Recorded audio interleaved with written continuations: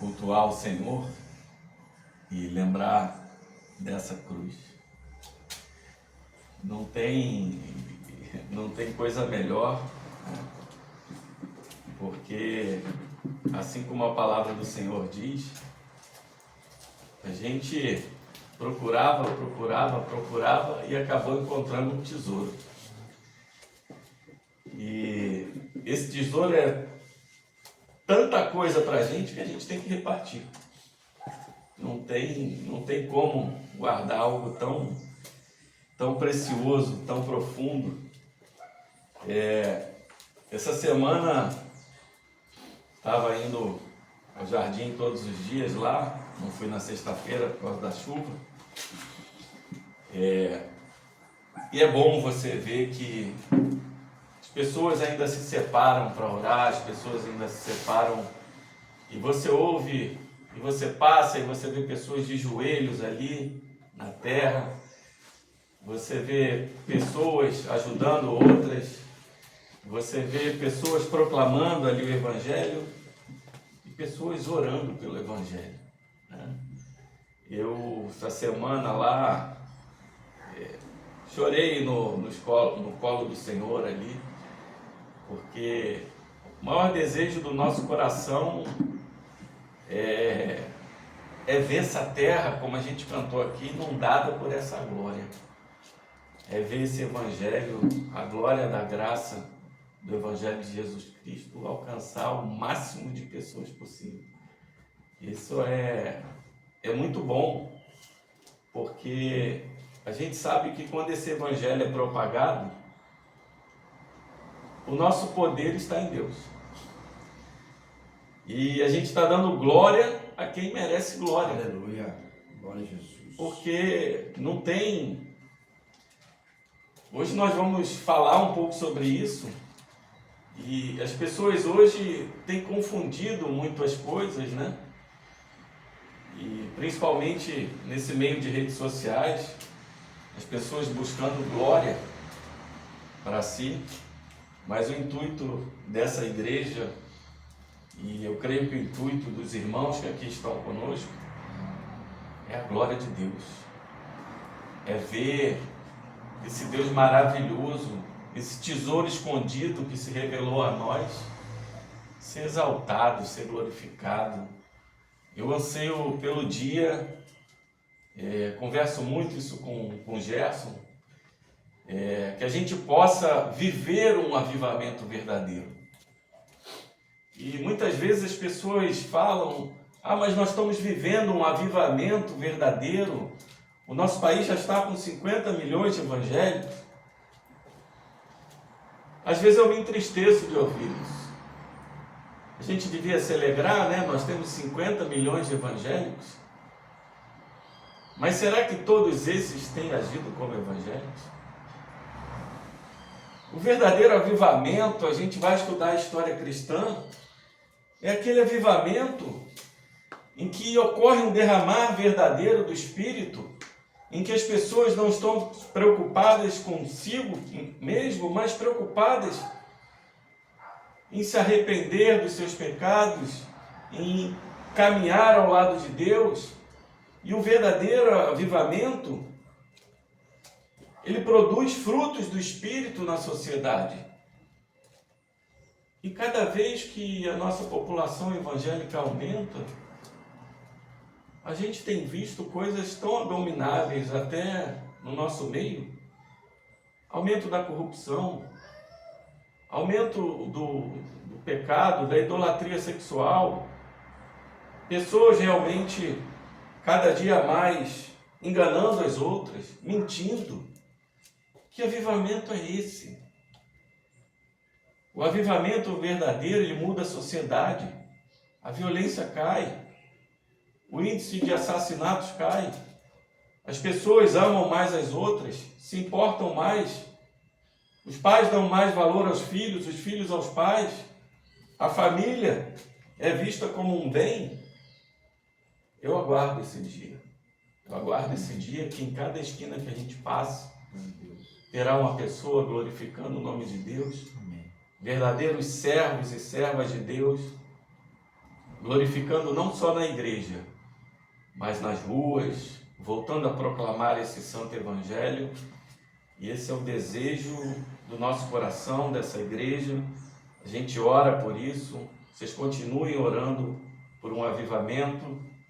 Vai chegar um tempo que nós vamos viver isso. Eu falo com o Senhor que eu não quero mais ler isso em livros de história. Eu quero viver um avivamento verdadeiro, em que as pessoas exaltem e glorifiquem o nome do nosso Senhor. E essa é a nossa oração, porque Deus trabalha. Muitas vezes a gente acha que Deus não vai trabalhar porque a situação está muito ruim, mas Deus está trabalhando. Muitas vezes, como a gente vai falar hoje, o rei semeador, que é o nosso Jesus Cristo, está arando o solo. Está arando o solo e vai jogar a semente. E uma hora, isso tudo vai brotar. E a gente tem que estar pronto para ajudar. Porque nós vamos ser coluna. Nós vamos ser aqueles que estaremos de pé num mundo totalmente caído. Numa nação caída, nós estaremos de pé. E esse é o desejo dessa igreja, que a gente possa cada dia mais glorificar o nome do Senhor. Hoje nós vamos falar sobre um texto que está em Marcos 4, dando sequência à nossa pregação expositiva no Evangelho de Marcos. Na última pregação nós falamos sobre a parábola do semeador, sobre o rei semeador, sobre a importância de ouvir e obedecer, para que a gente possa ter acesso ao reino. E dando continuidade, nós vamos falar hoje de Marcos 4, versículos 21 a 34. Vou ler a palavra do Senhor. Assim diz a santa palavra de Deus. Também lhes disse: vem porventura a candeia para ser posta debaixo do alqueire ou da cama? Não vem antes para ser colocada no velador? Pois nada está oculto, senão para ser manifesto. E nada se faz escondido, senão para ser revelado. Se alguém tem ouvidos para ouvir, ouça. Então lhes disse: atentai no que ouvis. Com a medida com que tiverdes medido, vos medirão também. E ainda se vos acrescentará. Pois ao que se tem lhe dará, e ao que não tem, até o que tem lhe será tirado. Disse ainda: o reino de Deus é assim como se um homem lançasse semente à terra, depois dormisse e se levantasse, de noite e de dia, e a semente germinasse e crescesse, não sabendo ele como. A terra por si mesmo frutifica, primeiro a erva, depois a espiga, e por fim o grão cheio na espiga. E quando o fruto já está maduro, logo se lhe mete a foice, porque é chegada a ceifa. Disse mais: a que semelharemos o reino de Deus? Ou com que parábola o apresentaremos? É como o grão de mostarda, que quando semeado, é a menor de todas as sementes sobre a terra, mas uma vez semeada, cresce e se torna maior do que todas as hortaliças, e deita grandes ramos, a ponto de as aves do céu poderem aninhar-se à sua sombra. E com muitas parábolas semelhantes, lhe expunha a palavra, conforme o permitia a capacidade dos ouvintes, e sem parábolas não lhes falava, tudo, porém, explicava em particular aos seus próprios discípulos. Amém. Deus seja louvado. É interessante que quando a gente termina a parábola do semeador, a gente tem o tema central dessas parábolas que Marcos reuniu. Nos outros evangelhos, em Mateus, em Lucas, nós vemos esse evangelho, essas parábolas colocadas justamente de forma separada. Mas Marcos especialmente junta essas parábolas para dizer o propósito realmente dessas parábolas. por que Jesus falou essas parábolas. E ele reúne para justamente nos mostrar qual é a essência do reino. Como se entra verdadeiramente nesse reino. E é assim que nós vemos Jesus trabalhar. Porque ele falou anteriormente que para entrarmos no reino, nós precisamos ser receptivos à verdade do reino.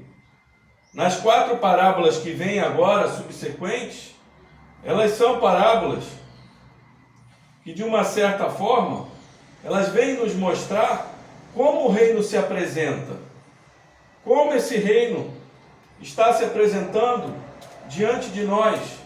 A candeia e a medida, elas explicam melhor o propósito das parábolas.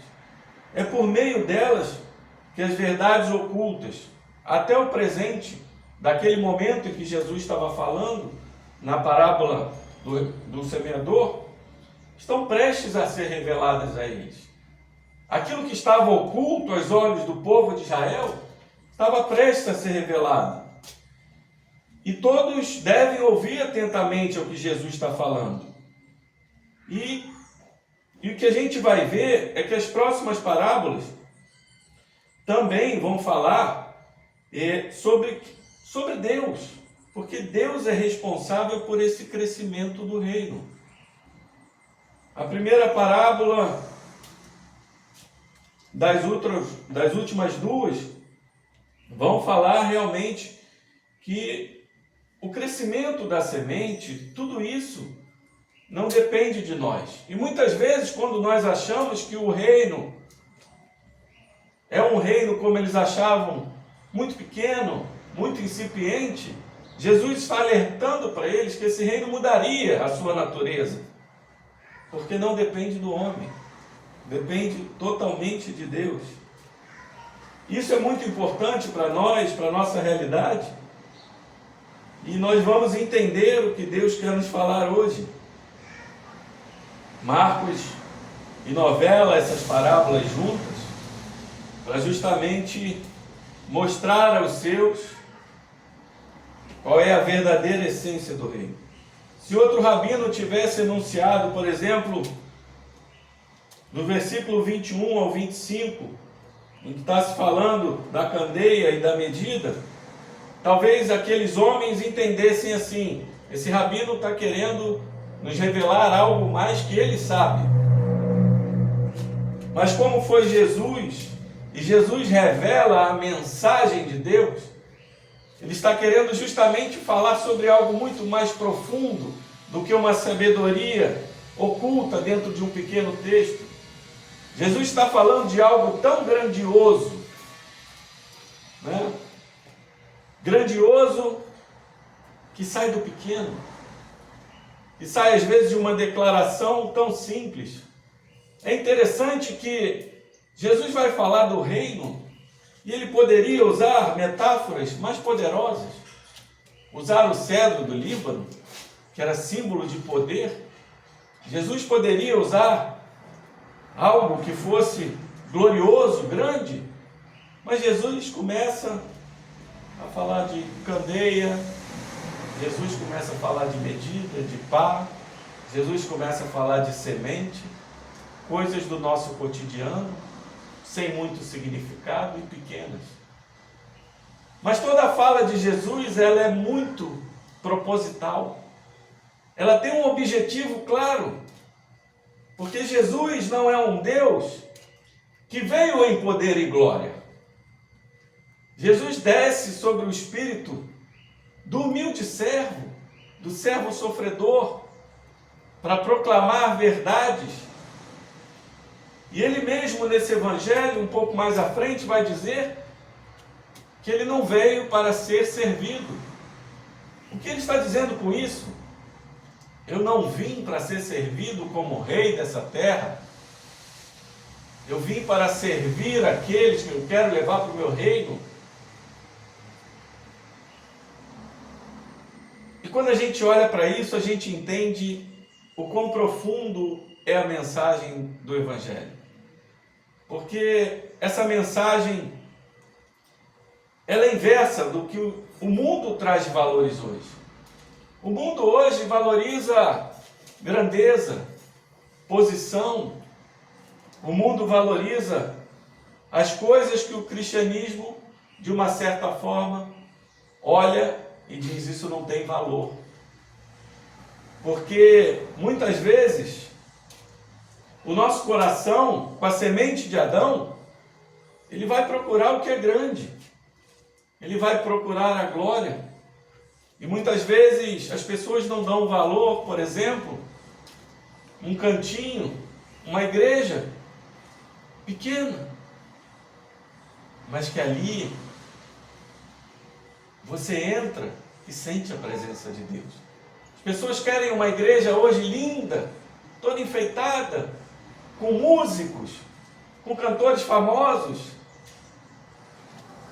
porque elas estão mais preocupadas em servir a si próprio do que cultuar o verdadeiro Deus. De sentir a sua própria emoção do que ouvir a palavra de Deus e ver a glória de Deus numa conversão. Então, Jesus começa a desconstruir algo que não é só inerente ao nosso tempo, mas que era inerente àquele tempo também, que a verdadeira glória, ela está no reino de Cristo. Ela não está no reino desse mundo, onde o príncipe regente desse mundo tenta ludibriar as nossas mentes, tenta nos enganar com todas essas coisas que são passageiras. Mas o nosso Senhor traz entendimento de algo que é eterno, que é grandioso, mas que aos olhos de muito parece pequeno. É por isso que o nosso Senhor fala em parábolas. Porque aquilo que está velado, Ele trouxe para os seus para ser desvelado. Ele trouxe para que o seu povo entendesse a grandeza desse evangelho por algo pequeno. Aleluia. E quando Jesus começa a falar da candeia, nós vamos entender que quando ele diz assim: por acaso, será que alguém traz essa candeia para que seja colocada debaixo de um cesto ou debaixo de uma cama, em algumas traduções, debaixo do alqueire? O que era esse alqueire? Fazendo uma comparação rápida para que você possa entender, o alqueire era um cesto.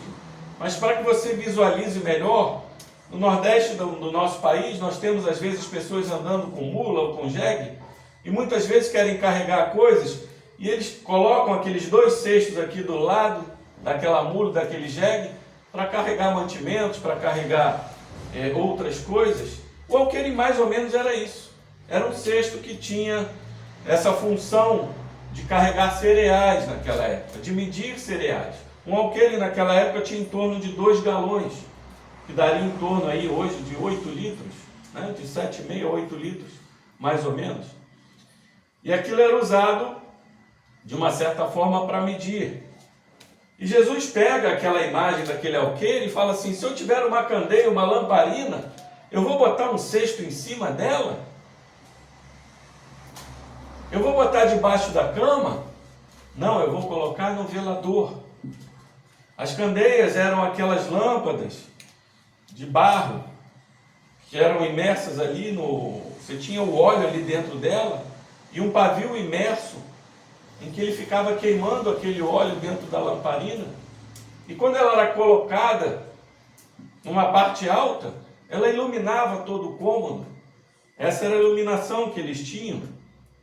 E quando Jesus abre os olhos do seu povo e começa a falar que nada há oculto senão para ser manifesto, e nada escondido senão para ser revelado. Quem é essa candeia? Muitos vão entender aqui que a candeia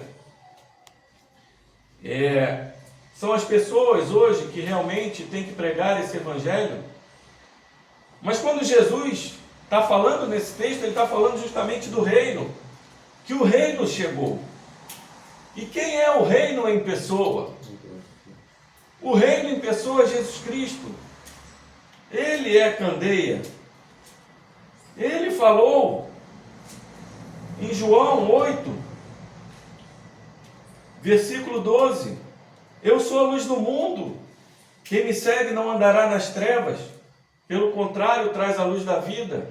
E quando Jesus diz para eles que a candeia veio para ser manifestada, ele está dizendo: eu vim para que os meus vejam quem eu sou. Eu não vim para ficar oculto, eu vim para ser revelado, eu vim para trazer luz para aqueles que estão em trevas. E você vai lembrar que o povo de Israel estava numa época muito difícil, 400 anos sem um profeta, quando Jesus veio. E ele começa a trazer luz, ele começa a trazer entendimento. E ele veio para que tudo isso fosse revelado. E nós temos várias passagens na Bíblia que vão falar que Deus é a verdadeira lâmpada. Eu vou ler com vocês aqui uma passagem que está em 2 Samuel 22, 29, em que Davi fala assim: tu, Senhor, és a minha lâmpada, o Senhor derrama a luz nas minhas trevas. Em outras passagens, como nós podemos ver também em Salmos, né? O Salmo que muitas pessoas conhecem, Salmo 119, no verso 105, lâmpada para os meus pés é a tua palavra e luz para os meus caminhos. Existem várias passagens que falam realmente de Deus como sendo a lâmpada, de Deus como sendo a luz, e é o que Jesus revela a eles. Ele é essa candeia que veio para ser revelado. Logo depois, ele vem dizer também que com a medida com que tiverdes medido, vos medirão também, e ainda se vos acrescentará. Pois ao que tem se lhe dará, e ao que não tem, até o que tem lhe será tirado. Mas um pouco antes, Jesus diz: se alguém tem ouvidos para ouvir, ouça. Tanto no mundo hebraico quanto no mundo grego, quando a gente falava ouvir, era ouvir, atender e obedecer. Então, quando Jesus fala obedeçam, quando ele fala ouçam, é obedeçam. Porque o reino de Jesus é pautado na obediência das regras do seu reino. E nós vemos que Jesus vai um pouquinho mais além e diz para eles: com a medida que vocês medirem, vocês também serão medidos. Mas por que ele está falando isso? Porque logo após o ouvir, ele está dizendo assim para você: ouça e me obedeça. Mas se você não quiser ouvir, com essa mesma medida, você será medido. Pegando o finalzinho da parábola do semeador, daríamos frutos a 30, a 60 e a 100 por um. Jesus diz também aqui que se você ouvir, se você obedecer, mais lhe será acrescentado, mais te será dado. A palavra de Deus ela é tão rica, ela tem tanta profundidade, que quanto mais você buscar, mais ele vai te revelar. Muitas vezes a gente pode entrar num paradoxo na nossa cabeça, dizendo assim: mas é estranho que uma vasilha está vazia e outra está praticamente cheia, e Deus está falando que vai encher mais a que está cheia e não a vazia. Existia no Talmud dos judeus algo que dizia que no reino dos homens pode parecer estranho que você encha mais uma vasilha que já está transbordando. do que você deixar aquela vazia ainda. Mas no mundo de Deus isso é plenamente possível, porque nunca há um limite para entender quem é Deus. Nunca há um limite para entender o que é o reino de Deus. E você pode achar que a vasilha está cheia, mas sempre tem mais espaço para aprender de Deus. Sempre tem mais espaço para ter intimidade com Deus.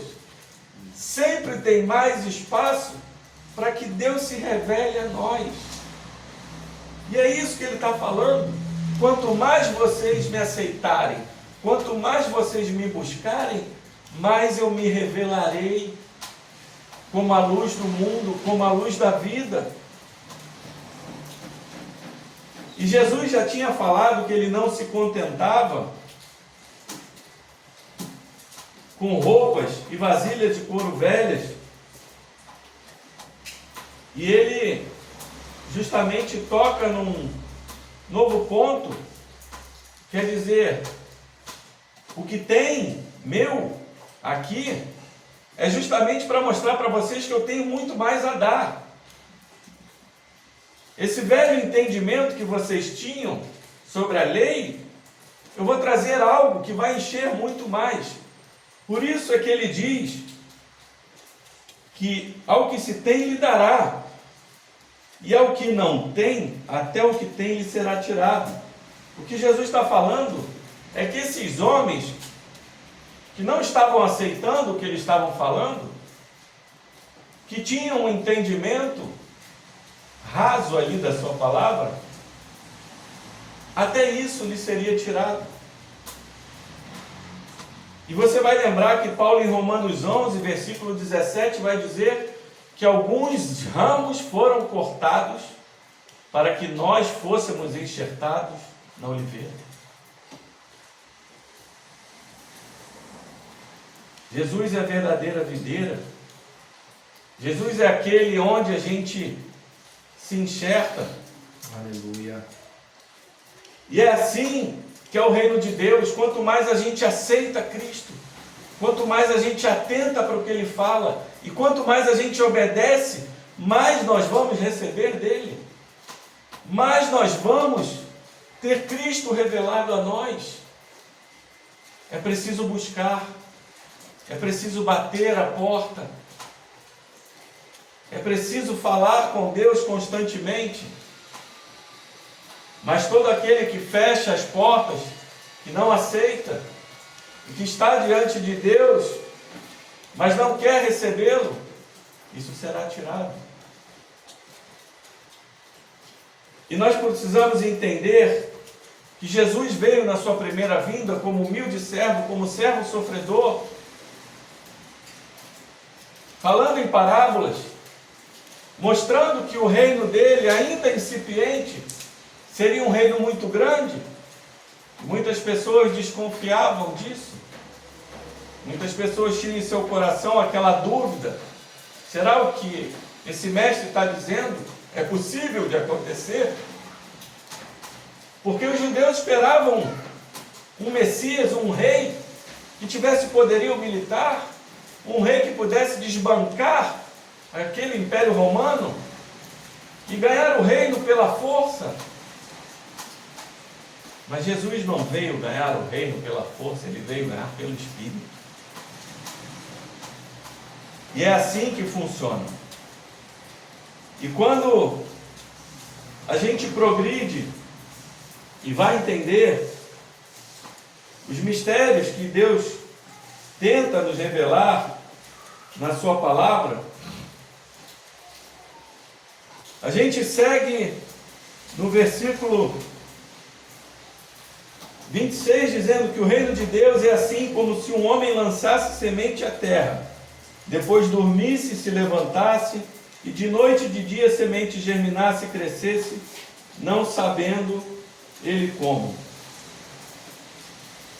É muito interessante isso, né? Jesus termina aqui de falar que o reino dele é baseado na aceitação. E nos mostra um pouquinho da famosa, em latim, chamada lex talionis, que é a lei da reciprocidade. Quanto mais você me aceita, me atende, me obedece, mais eu te darei. Quanto mais você me nega, menos você terá. A sua vasilha continuará vazia. E em seguida, ele pega e nos fala sobre lançar a semente à terra. Porque tenho certeza que muitos estavam no coração deles duvidando realmente que o reino pudesse estar relacionado somente a ouvir. Porque, como eu falei, naquela cultura, eles queriam alguém que realmente pudesse se opor verdadeiramente. Mas a oposição de Jesus não é uma oposição terrena, ela é uma oposição divina. Ela não é uma oposição por força natural, mas por força sobrenatural. E ele vem explicar logo em seguida que essa oposição sobrenatural se revela no reino de Deus como uma semente.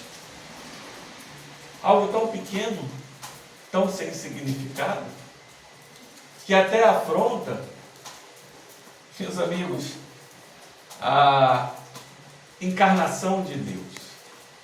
O escândalo da cruz. O escândalo desse evangelho. Ele é algo comparado realmente a uma semente.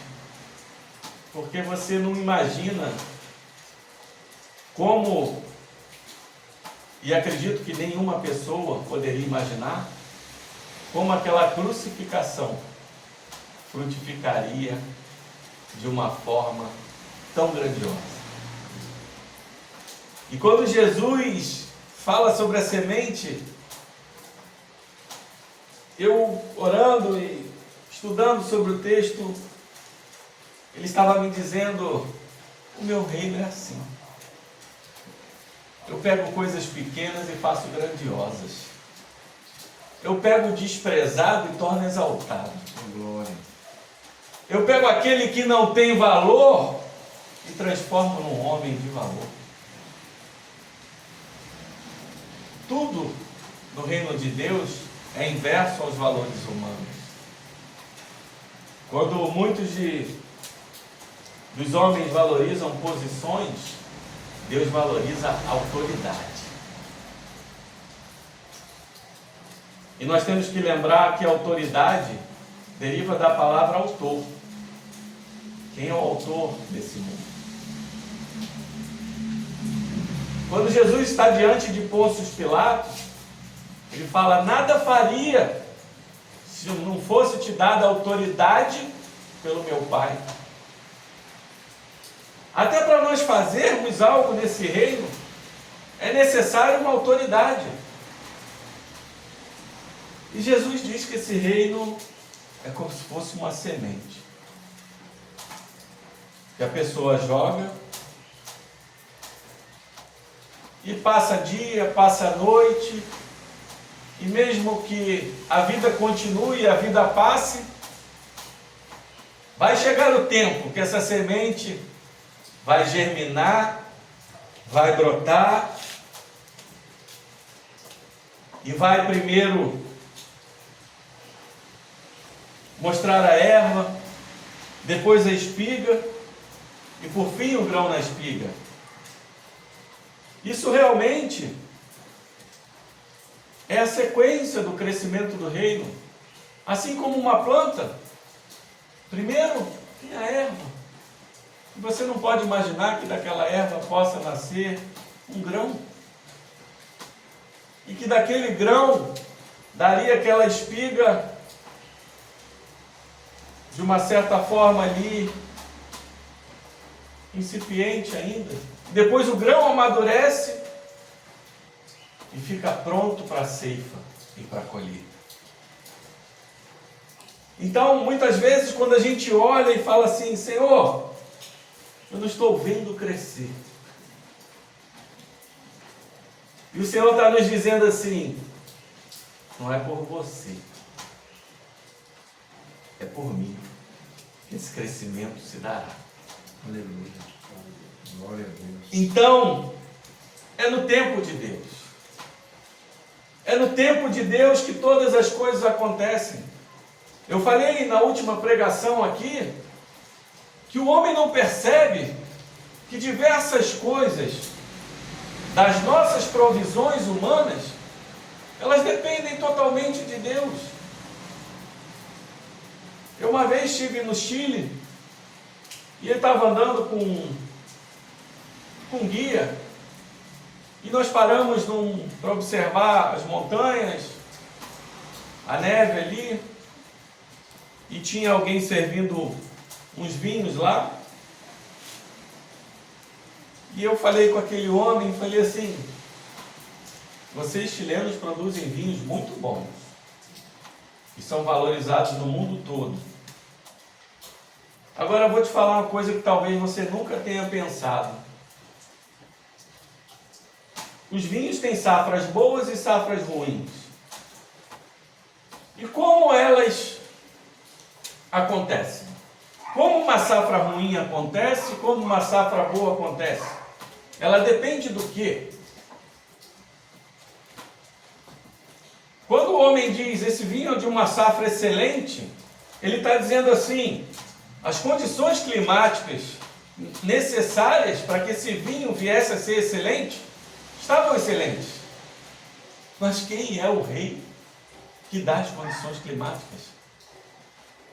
A inclinação do solo, a chuva ideal, nem muito, nem pouco, os nutrientes para o solo, a força da raiz. Quem controla todas essas coisas?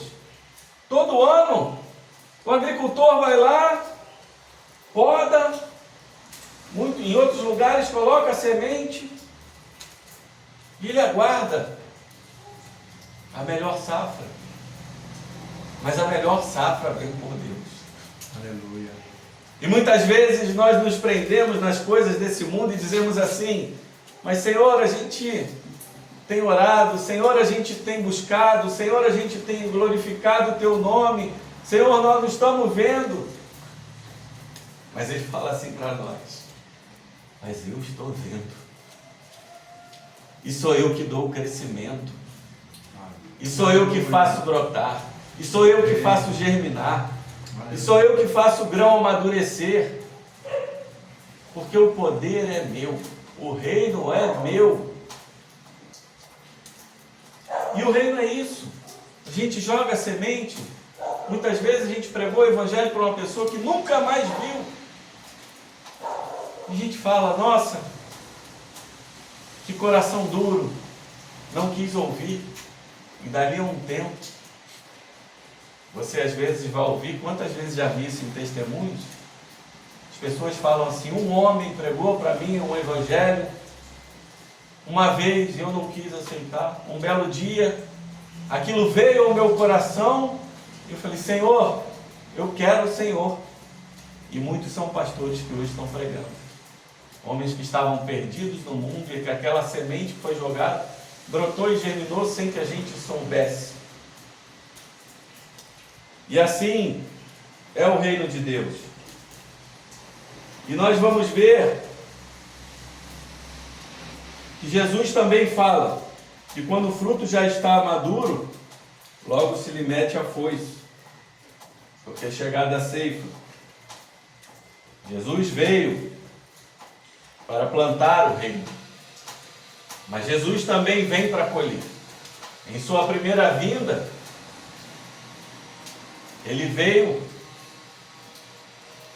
como humilde servo, para proclamar verdade, para falar: ouçam, obedeçam, porque o reino é chegado, arrependam-se e creiam. Mas na sua segunda vinda, na segunda vinda chamada parousia, Cristo virá como Rei em glória, para colher aqueles frutos que estão maduros, que são seus, mas também para ceifar aqueles que são joio no meio do trigo, aqueles que são bodes no meio das ovelhas. Porque no reino do nosso Senhor, ninguém verá a Deus se não for santificado. Sem santidade ninguém verá o Senhor.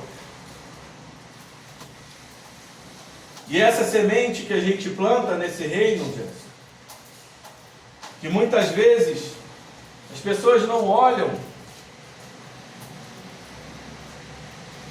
esse trabalho que a gente faz, ele é para mostrar o poder de Deus, ele é para mostrar a glória de Deus, ele é para mostrar que ele vem justamente para dizer assim: o meu reino vai prosperar. E logo em seguida, ele vai apresentar a parábola do grão de mostarda. Muitos críticos às vezes pegam esse texto e vão se atentar às palavras, às sementes, mas não vão na profundidade do que é essa palavra. E alguns vão dizer: ué, mas a semente de mostarda não era menor? Realmente não era. A semente da orquídea era muito menor que a semente de mostarda. Mas Jesus usa a sabedoria, porque existia um dito popular judaico, um grão de mostarda, tanto que ele vai falar com os seus discípulos, dizendo assim: se tiverdes fé como um grão de mostarda tão pequeno, você poderia dar uma ordem a esse monte e se mover daqui para lá. Isso era um dito popular da época. E aqueles homens, a maioria ali, agricultores, lavradores, pescadores, muitos não conheciam orquídeas, mas sabiam que era um grão de mostarda, porque fazia parte do seu convívio, da sua alimentação. E sabe o que é interessante? É que quando Jesus fala que é menor, mas que uma vez semeada cresce e se torna maior que todas as hortaliças, Jesus está justamente dando um entendimento a esse texto, que o reino dele pode começar pequenininho. A semente de mostarda você põe na palma de uma mão, é um grãozinho ínfimo, pequeno, mas quando você planta, fica maior que qualquer hortaliça. Aquela árvore chega a atingir de 3 a 4, 5 metros, e deita ramos, e os pássaros vêm e se colocam ali, debaixo daquela árvore. E Jesus é tão sábio em todas as suas palavras, que quando ele fala que meu reino está começando pequeno, mas é um reino de poder mundial, é um reino que vai alcançar todas as nações, é um reino que começa pequeno, mas muitos irão se abrigar no meu reino. E quando ele está falando das aves do céu, quando a gente pega alguns textos, como Daniel, capítulo 4, Daniel fala das aves do céu como se fosse a inclusão dos gentios no reino de Deus. E o reino de Deus, ele nasce tão pequeno ali, naquele lugar, mas é um reino que cresceria tanto, a ponto de alcançar todas as nações e todo tipo de pessoas, inclusive os gentios.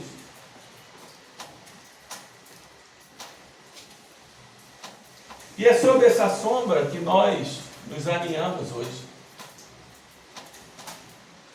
É daquela semente que foi plantada há 2000 anos atrás, em que o semeador plantou, e que hoje a gente pode se regozijar, se alegrar, que nós fazemos parte desse reino, ainda peregrinos em terra estranha, na nossa caminhada, para que um dia as portas desse reino se abram definitivamente, para que a gente possa glorificar o nome do Senhor.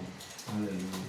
Porque a grandeza desse reino, como eu falei aqui, não é natural. Os reinos naturais caem. O reino sobrenatural, ele é sempre eterno. Ele permanece para sempre. Porque é algo que vem de Deus. Por isso, irmãos, a gente tem que levantar nossos olhos para os céus, ou olhar diretamente para a cruz, e entender que aquele pequeno ponto de terra em que Jesus pisou, em que Jesus viveu, sofreu e morreu e ressuscitou, cresceu de uma forma inigualável. Não há reino no mundo hoje que se compare ao reino de Deus. Onde você for, meu irmão e irmã, onde você pisar, é um só Espírito, é uma só palavra, é um só o amor, é um só o batismo. E a gente chega, seja no Japão, na China, na Coreia do Norte, na Somália, no Irã, no Afeganistão, onde tiver um irmão, nós somos abraçados de uma forma que nenhuma outra religião é. Porque esse Espírito é um Espírito santo, Aleluia. verdadeiro. Glória a Deus. É o caminho, é a verdade, é a vida, é a luz para esse mundo. E esse reino cresceu de uma forma que hoje a gente pode se regozijar. Mas há muito mais o que fazer. O Evangelho de Jesus Cristo não é algo que a gente recebe e a gente guarda para nós. Se eu achei um tesouro e me tornei extremamente rico, qual é o benefício de eu guardar aquilo para mim e não usar? O grande benefício do Evangelho, o grande benefício de ser igreja, da palavra eclésia para fora, é que nós cristãos entendemos que todo o amor que foi derramado nos nossos corações pelo Espírito de Deus é um amor que tem que sair de nós para fora. Em forma de adoração a Deus, com amor a Deus, em forma de serviço com o próximo. A gente precisa servir o próximo com esse Evangelho. E o que Jesus nos fala aqui, o meu reino é só isso. A função de vocês é só jogar semente. Seja ela dentro da sua casa, seja ela no trabalho, seja onde pisar a planta dos seus pés. Joga semente. Porque o verdadeiro agricultor não dorme. O verdadeiro agricultor, o guarda de Israel, ele está sempre alerta. E como ele bem disse, ele e o pai nunca pararam de trabalhar. A vida continua. A gente dorme, a gente acorda, a gente anda para frente, anda para trás. O mundo se movimenta, mas o Pai e o Filho e o Espírito Santo permanecem fiéis ao mesmo propósito.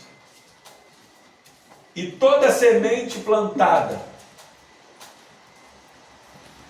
que receber e aceitar a Cristo e atender e obedecer, essa semente frutificará. Todo verdadeiro convertido gera frutos de arrependimento. E esses frutos de arrependimento são os frutos do Espírito Santo, em que nosso coração humilde passa a entender que eu, um grande pecador, o maior deles, estou aqui para proclamar esse amor. E hoje a gente vê igrejas que proclamam demais falando de inferno, falando de problemas, falando de pecados e apontando pecados, mas muitas vezes aqueles que são líderes se esquecem que eles também têm pecados. É claro que nós precisamos exortar um irmão quando a gente vê que aquele irmão vive em pecado, mas Jesus nos dá uma sequência para que a gente não escandalize não só a pessoa como a igreja. Existe um procedimento correto. Primeiro eu converso com o irmão, depois eu chamo mais um irmão, depois eu chamo a igreja, para depois expulsá-lo. E o que a gente vê hoje é que muitos que pregam isso, muitas vezes não vivem. Mas sabe por que não vivem? Porque o amor não está no seu coração. Porque se o amor verdadeiramente estivesse dentro dele, João vai dizer, o apóstolo do amor, que aquele que diz que não tem pecado é mentiroso. Deixa eu definir o pecado de uma forma melhor. O pecado é tudo aquilo que sai do propósito de Deus. O pecado é quando nós não estamos dentro da vontade de Deus. Ou seja, meus irmãos, nós pecamos todos os dias. Que muitas vezes nós não sabemos qual é a vontade de Deus. A luz que nós temos hoje, lâmpada para os nossos pés e luz para os nossos caminhos, é a palavra do Senhor. É onde nós podemos ter sabedoria para poder viver uma vida que agrade ao Senhor, mas mesmo assim com a presença do pecado. É por isso que existe a santificação. E que sem santidade ninguém verá o Senhor. Mas que santidade é essa? É quando Deus nos diz, eu sou o Deus que vos santifica. Quando o meu Pai olha para vocês, Ele me vê, porque o meu amor está em vocês. E assim nós somos justificados, e assim o Espírito trabalha em nossos corações, porque vê Cristo em nós. Quando Paulo diz Cristo vive em mim, ele está dizendo assim, Cristo está dentro de mim, o Pai olha para mim, vê Cristo, o Espírito Santo olha para mim e quer me santificar, para que um dia eu possa estar nesse reino.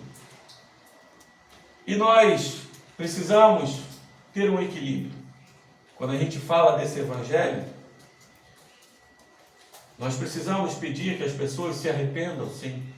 Se elas estão em caminhos que vão levar à morte, nós precisamos apontá-los, os pecados, mas, como dizia David Powlison, um grande teólogo, especialista em aconselhamento, é falar a verdade em amor. Nós precisamos pregar mais esse amor de Cristo, esse amor que veio para nós. Não é pregar a mudança de vida, porque essas pessoas aí fora, elas só querem uma coisa. Quando elas querem glória, quando elas querem palmas, aplausos, quando elas querem algo mais para suas vidas, elas só querem uma coisa, irmãos. Elas só querem ser amadas. E a gente está deixando de falar do verdadeiro amor. Se você conversar com qualquer pessoa na rua, tem um ponto que você pega ela, que ela quer ser amada. E nós precisamos falar mais desse amor. Porque a gente levando esse amor a essa pessoa, ela vai obedecer. Ela vai sair do caminho do pecado. Ela precisa entender que por mais que a gente seja falho, assim como eu e você somos, o amor de Deus foi derramado em nós. Amém. Amém. A gente pode estar sozinho, irmãos, muitas vezes, chorando sozinho. E naquele mesmo momento, Deus fala assim, eu te amo. Aleluia. O Senhor de toda a criação nos ama. E nosso coração tem que transbordar, é por esse amor. É levar esse amor às pessoas, porque O tempo está passando e cada dia mais a gente vai perdendo a verdadeira humanidade bíblica. Por que eu estou falando humanidade bíblica? Porque a humanidade bíblica é aquele que olha com compaixão, é aquele que olha com misericórdia, é aquele que não olha para defeitos, mas olha para o coração daquela pessoa, olha para aquele olhar triste, olha para aquelas palavras muitas vezes sem sentido, e para aquele rosto sem viço, e olha, e diz para ele: tem que te falar de um amor, que é um amor tão especial, que eu vivo hoje e que eu quero que você viva. Eu não preciso falar que Deus vai mudar a vida dele, vai dar algo para ele, material, porque aquela pessoa, ela só quer ser amada. E é disso que se trata o reino. E agora eu vou fazer uma aplicação para que vocês entendam que o amor também é assim. É como o reino de Deus. O amor, ele começa com uma semente, que muitas vezes é uma palavra, é um abraço, é um toque. E aquilo toma uma dimensão e cresce, que contagia tanto aquela pessoa, que ela quer transbordar aquele amor para os seus filhos, para a sua esposa, para o seu marido, para o seu pai, para a sua mãe, para o seu vizinho. O amor também é uma semente. A gente precisa plantar a semente do amor do Evangelho do nosso Senhor Jesus Cristo, a semente daquele que não usurpou ser Deus, desceu de sua glória, encarnou, nasceu, viveu, sofreu, morreu e ressuscitou para a glória de Deus. E hoje a nossa esperança não é vã, porque Cristo ressuscitou e um dia nós ressuscitaremos com Ele. E ressuscitaremos para quê? Para receber esse amor. Quando a Bíblia diz para nós que nós não teremos mais tristeza, nem pranto, nem choro, nem dor, é porque nós vamos estar envoltos no amor. Nós vamos estar na essência desse amor. Hoje nós sentimos uma faísca desse amor, que já transborda os nossos corações, que já faz chorar na presença de Deus. E um dia nós estaremos na glória recebendo isso. Aleluia. Mova o seu coração em direção a essa semente do amor do Evangelho. Eu falo não por vocês, mas por mim também. Quantas vezes a gente deixa de proclamar, de jogar uma semente pequena que seja, e aquela pessoa com o coração frio vai continuar fria, mas o amor é contagiante. E não o amor mundano, mas o amor de Deus. O verdadeiro amor. Aquele amor sacrificial.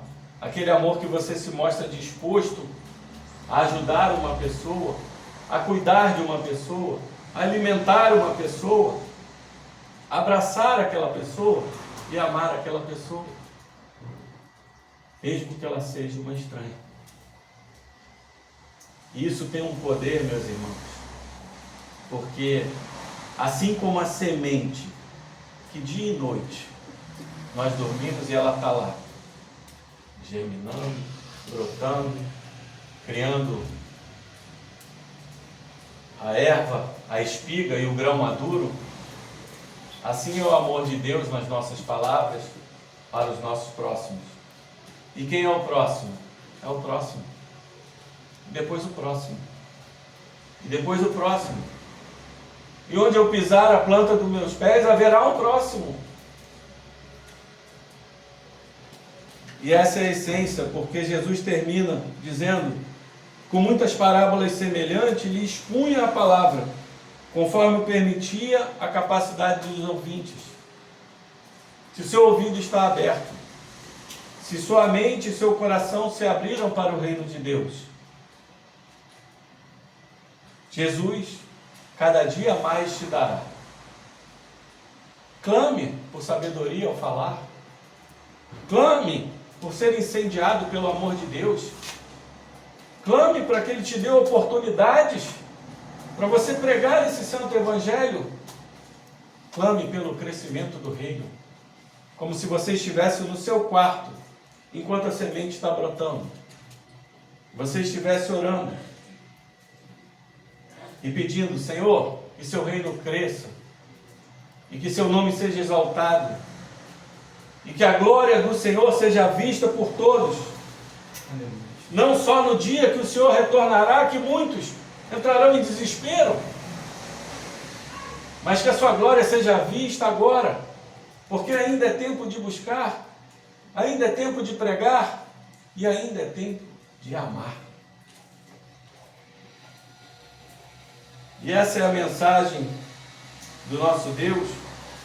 E eu quero terminar dizendo para vocês, irmãos, muitos de nós temos olhado para o reino do mundo e não para o reino de Deus. Eu falei aqui sobre posição e autoridade. Eu vi o pastor Luiz Hermínio falar algo que me tocou muito e que a gente precisa entender, irmão.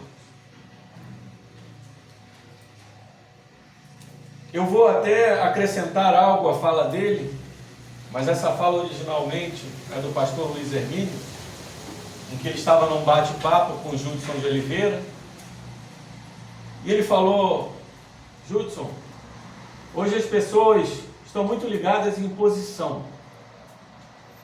As pessoas admiram a posição. As pessoas elogiam a posição.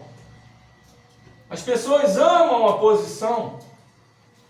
Muitas pessoas hoje vão para a internet querendo likes, querendo aumento das visualizações, querendo porque elas querem ter uma posição.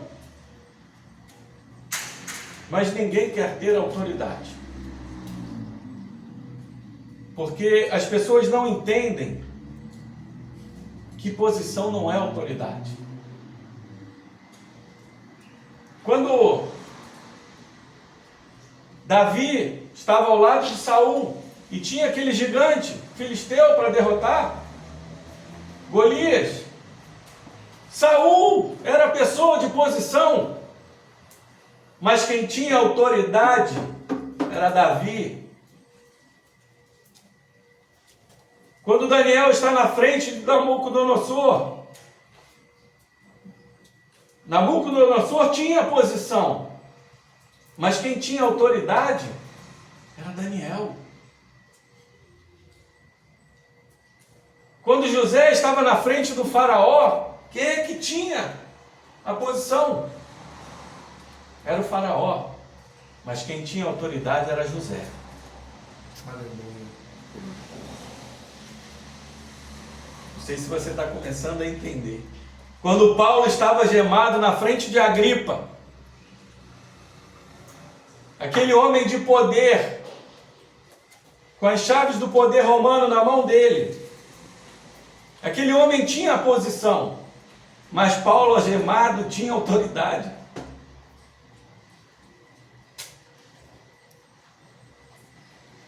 Agora, como eu falei aqui, a autoridade vem do autor.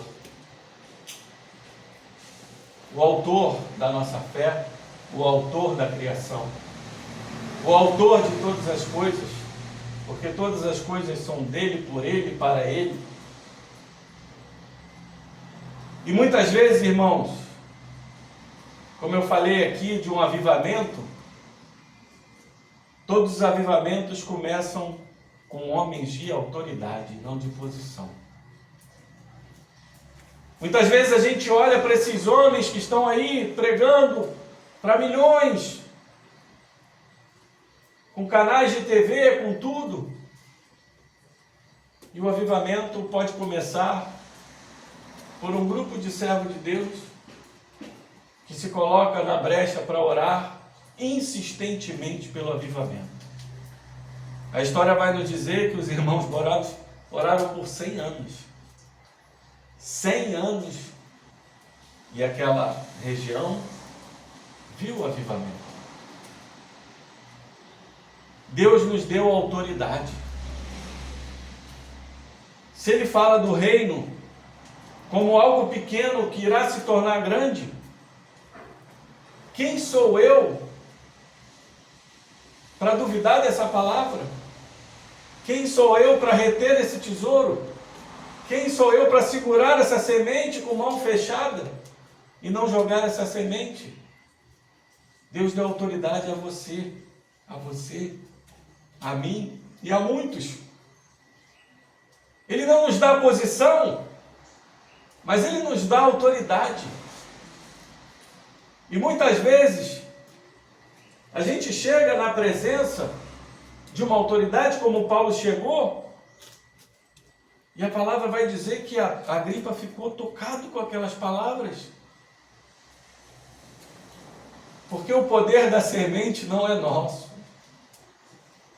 A palavra que a gente coloca diante das pessoas é uma palavra que tem poder para brotar, para germinar, para crescer e para dar fruto. Então, meus irmãos, posição não é autoridade. E nós temos autoridade hoje, dada pelo Rei da criação, para que a gente possa plantar e deixar a vida passar e apenas orar, pedindo o crescimento desse reino, o crescimento dessa semente. Porque, assim como Jesus diz, todos os que o Pai me deu, eu não perderei nenhum. Jesus veio buscar as suas ovelhas perdidas e elas serão alcançadas por essas sementes que estão em nossas mãos, que estão no nosso coração. Que a gente possa, com a autoridade dada por Deus, proclamar mais esse amor, amar mais, no mundo que o amor se esfriou, no mundo que a humanidade foi perdida, no mundo em que as pessoas não ligam mais se ver uma pessoa morta. Uma vez li um livro que o pastor dizia que toda vez que ele entra no enterro, ele se entristece. Porque muitas vezes ele não sabe se aquela pessoa realmente estava em Cristo, que às vezes um familiar chama. E eu vou um pouco mais profundo que ele.